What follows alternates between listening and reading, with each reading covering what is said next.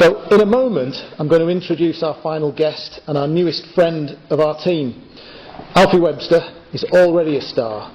He's a theatre actor, nominated for acting accolades, and when he's finished his performance, I hope you will feel the same as we do. He's destined for very big things.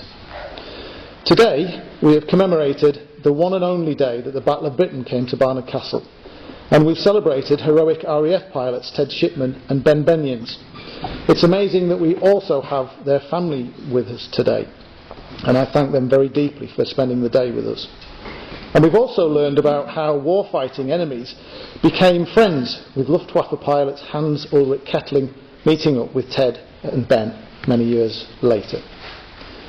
This was certainly a tale of courage, grit and unshakable brotherhood in the face of overwhelming odds, but it was also a day which brought war to Barnard Castle and Teesdale.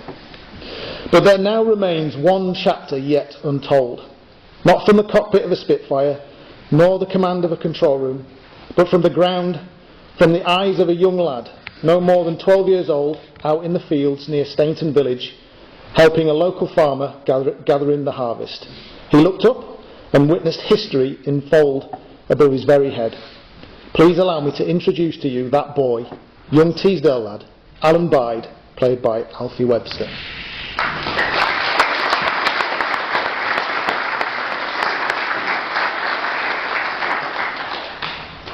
I always thought that war was something that happened somewhere else, far away. Not in Barnard Castle, not in our quiet little fields near Stainton. It was late summer 1940. I was 12 and, like most lads, I was stooking on the farm, bringing in the crops. The air smelled like earth and straw, and you could hear the swish of grain with every step. It felt peaceful, normal. That's when we heard it. At first it was just a low rumble, like thunder far off. Then came the sharper sounds, machine guns echoing across the sky. I looked up, squinting against the clouds, and there they were. Spitfires, diving, climbing, twisting like birds of prey, guns blazing right above us. My heart was thumping. I couldn't move. I just stood there, neck craned, watching as the war came crashing through the sky right over my head. But it was terrifying. And honestly, a bit thrilling too. Too quickly it disappeared into the clouds. The sound faded. I picked up my rake again, but my thoughts, they were still up there, chasing after the echoes. Suddenly these lads on bikes came tearing down the lane, shouting, "A German plane's been shot down near Stainton camp."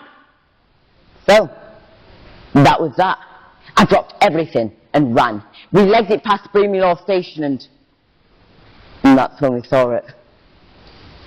A thick, black cloud rising from the south side of the tracks. And the smell, it was awful.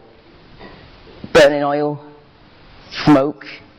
You could hear popping and cracking too. At first we thought it was gunfire, but no, it was the plane's ammunition burning in the heat. We hit the ground. I dove into a ditch. Bullets were flying everywhere. They were pinging into the dirt. I could feel the danger, but I had to see it.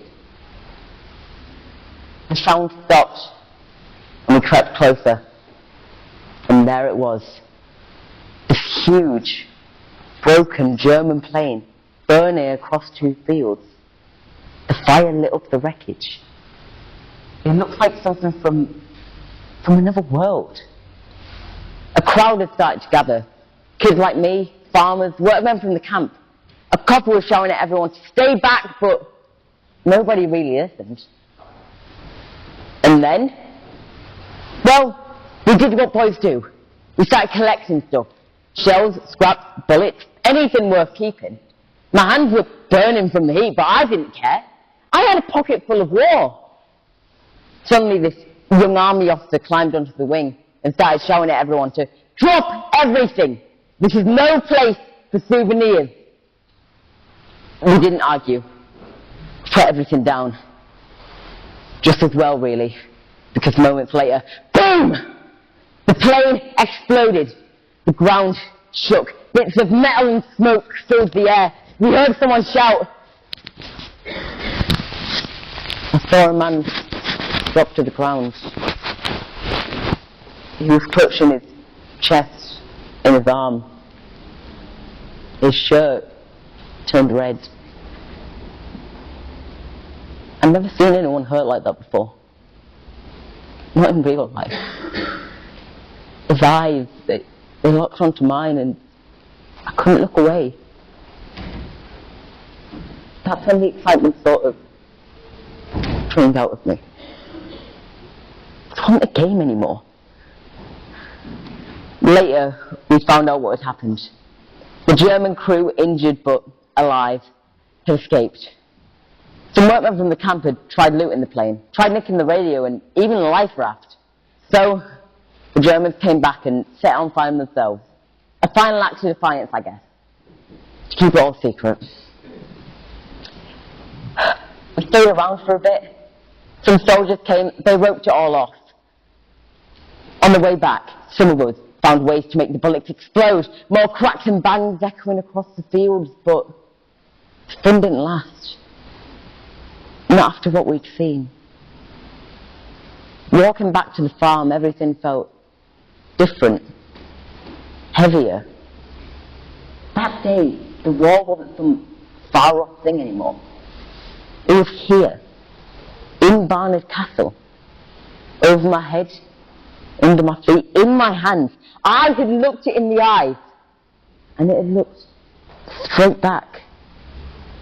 That was the day the Battle of Britain came to Barnard Castle.